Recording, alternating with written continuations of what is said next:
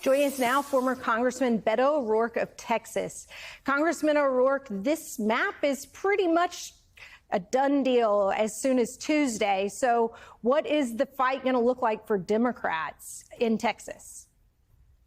It's not a done deal. The state House Democrats can leave the state, break quorum, deny their Republican counterparts the numbers necessary to certify these maps and hold elections that would essentially steal 5 congressional districts in the state of Texas.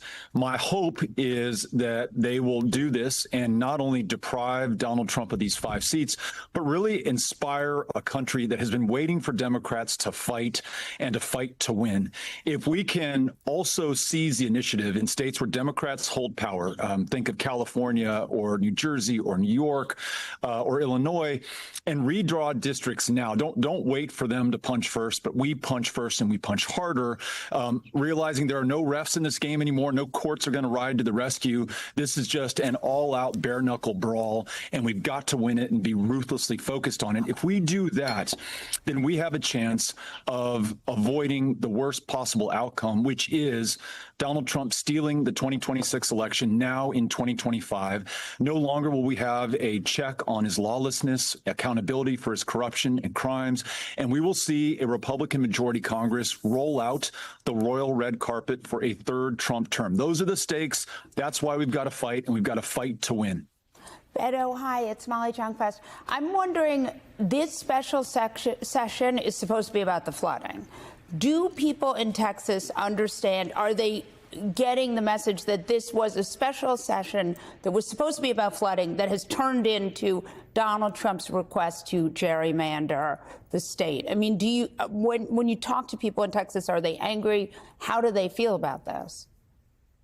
I think people in Texas, Democrats and Republicans alike, understand exactly what is going on. This is a power grab under the pretense in this special session of addressing a number of other issues, including the need for flood alert systems in the Hill Country, in places like Kerr County, where we lost more than 100 people, dozens of children. They are using this pretense in order to steal power, to steal the 2026 election, and to do it right now in 2025. Folks want accountability for the lives lost.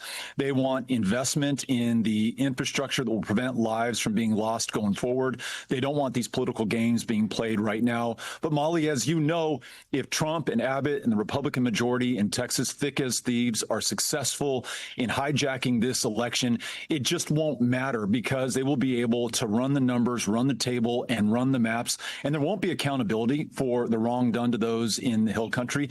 And there won't be good governance going forward. In fact, we will have the consolidation of authoritarian power in America. Those stakes are that stark. And it's why I hope that if you're watching this and you live in some other state, you realize this doesn't matter just to the people of Texas. It matters to all 330 million of us wherever we live. This is our last best chance to stand and fight. And when we fight, we've absolutely got to win. On that, you know, so often Texas seems to be where Republicans are able to test out new strategies, new messages and moves. I covered the entire anti-CRT war that started in many small communities in Texas. At local levels, Republican officials kind of tested their messaging around anti-CRT, anti-DEI. And so I wonder if you can give our audience, I guess, a bit of the kind of context and history. Why so often what happens in Texas is later exported elsewhere. Why Republican strategists there seem to be so successful in using your state as a sort of lab and testing ground. Texas will be your future no matter where you live, one way or another. It will be this extreme, obscene abortion ban where there's no provision for those who've been raped, for the life of the mother, for incest, where women are dying, women are running the risk of dying in their pregnancies in Texas. It is absolutely unconscionable.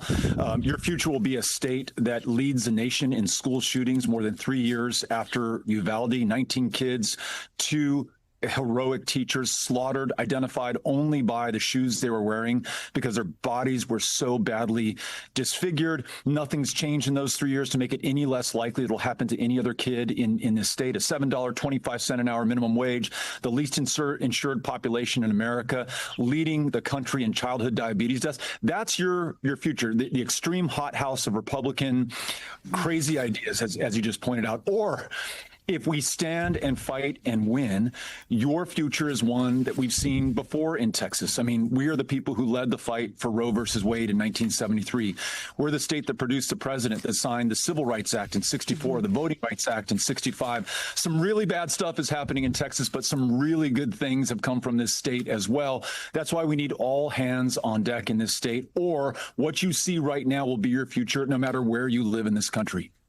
Beto, hey, Danny Savalas, a couple things. Republicans didn't invent gerrymandering. As you probably know, Maryland 2011, also Illinois in 2011.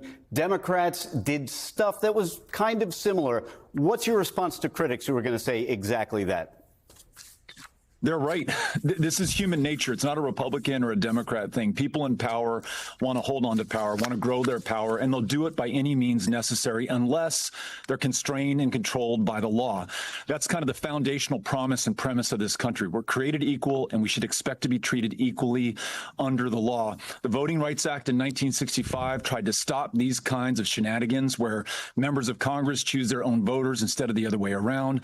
Unfortunately, thanks to the infinite wisdom of the Roberts Court in 2013, that Voting Rights Act was struck down, and now states have been able to run roughshod over their voters, but nowhere more so, unfortunately, than in the state of Texas, which is something less than a democracy today. The most gerrymandered state already. 750 polling places have been closed, one ballot drop-off location per county, even if you're Harris County with 5 million people. And in broad daylight, they're going to try to steal the 2026 election right now in 2025. To your point and to your excellent question, we've got to stop waiting for the refs to intervene. They have left the arena. Right. We've got to fight back fire with fire, and we've got to do the same thing in these other states and do it now and not wait for them to strike first. Beto, how on board do you think the party is with your attitude of essentially fighting asymmetric warfare, fighting the battle you're in and not playing by the old rules? Do you think that the party is geared up and ready to accept that challenge? Sometimes the people have to lead. You know, Johnson in 65 said he just didn't have the power to get voting rights done.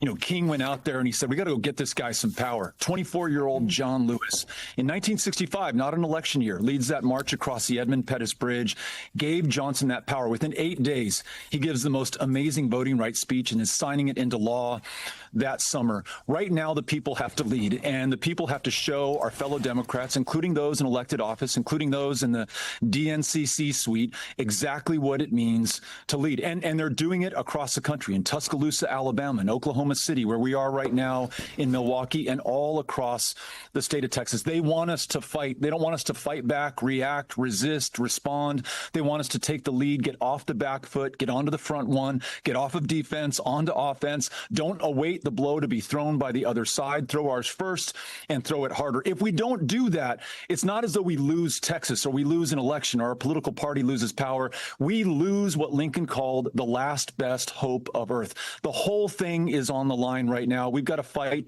with everything we've got. Beto, can you expand, though, a bit more on, I guess, what that fight is going to look like, what messaging from the Democrats is going to look like? We just saw Senator Cory Booker get into it with some colleagues over what the fight is supposed to look like in this moment. In a previous block, we were speaking with former Congressman Jamal Bowman about the Democratic messaging on Gaza right now being so unaligned with where their actual voters, the people that they represent, are, who are disgusted with the war, who want food and aid brought to the people of Gaza, and who are frustrated with the sort of tepid messaging we're hearing from Democrats on that. Some of the voters that I talk to, they feel like they're kind of stepping back, ignoring, getting out of the conversation, because they feel like when they even try to speak to their representatives, get into the conversation, they're not really seeing the results that you're talking about, that kind of people-led movement that gets the lawmaker, the president, whoever it may be, to actually feel that pressure and take action. So when is the party, I guess, going to start listening to what the people have been telling them And when are we going to get that clearer opposition style message? You're absolutely right. I mean, people, not just Democrats, but people are sick of the triangulation, the calculation, the focus groups, the consultants, the best messaging that money can buy, produced in some factory and God only knows where. People want the truth, and they want us to speak our minds. And when something is clear as day, as what is happening in Gaza, then you must tell the truth. No longer can America be complicit in the bombing and the starving and the slaughtering of absolutely innocent children, which is exactly what is taking place with our complicity, with our money, with our arms right now in Gaza. It happened under Donald Trump. It happened under Joe Biden. We've got to tell the truth. And instead of using our power to kill and slaughter and do this to people, especially children, what if we used our power to try to establish an independent, sovereign state for the Palestinian people, to do everything we can to guarantee their safety and security, that of the Israelis, of everybody in that region? With peace, sow the seeds of prosperity, not just for the folks there, but for the folks here in the United States of America, and be a leader not in starting wars, but in ending them. Why can't the Democratic Party be for that? Why can't we say that message? I don't know what is so challenging or difficult for party leaders or people in elected office right now to do. And you're absolutely right. I was just at this town hall here in Milwaukee. This was a question I was asked right when I came in the door. Where is the party right now on this issue? Where is the party in the fight of our lives we see going on everywhere around this country and everywhere that the U.S. is involved around the world? We need to tell the truth. We need to be bold. We need to be strong. We need to fight, and we need to win. Beto, what's next for you? We're going to continue to hold these town hall meetings everywhere. I mean, across Texas. I mentioned I was in Milwaukee today, Indianapolis tomorrow, Omaha, Oklahoma City, New Orleans, back to Texas in Tarrant County and Abilene. We're going to have the backs of these Texas state legislators raise the resources necessarily for when they break quorum to make sure that they can stay away and prevail and deny Trump these 5 congressional seats. We're going to put the pressure on those Democratic elected leaders and Democratic Party officials to make sure that they bring the fight to Donald Trump and stop reacting and responding, but seize the initiative at every single turn. And then back in Texas, we run a program called Powered by People that reaches out and registers first-time voters, stays in touch with them, helps them to navigate this voter suppression and intimidation that we have in our state so that we can actually win elections in the most democracy-deprived state in the union. So we've got our work cut out for us, but I'm grateful to be in it. I feel so lucky to be alive and in this fight, and gratified that there are millions, tens of millions of Americans who feel the same way, all doing their part, doing what they can with what they have right where they are. Sounds like you're running again. Yeah. Or what's next after this fight in Texas? Are you going to be traveling around the country, running for office? I don't know. It's wherever I can be helpful, wherever I can be useful. Given the stakes that I laid out earlier, I don't think this is a time for ego or careers or even thinking about candidacies. It's just, where can we be useful? Where can we be helpful? How do we stop what might be this slide into consolidation of autocratic power? How do we help build an America that is worth saving? Whatever role, whatever form that it takes, I'm down, I'm in, and I'm going to do what I can.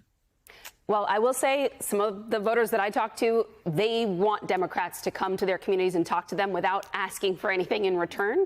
A non-transactional conversation. There's a lot of appetite, desire for that right now. Beto O'Rourke, thank you so much for joining us tonight. Great to have you.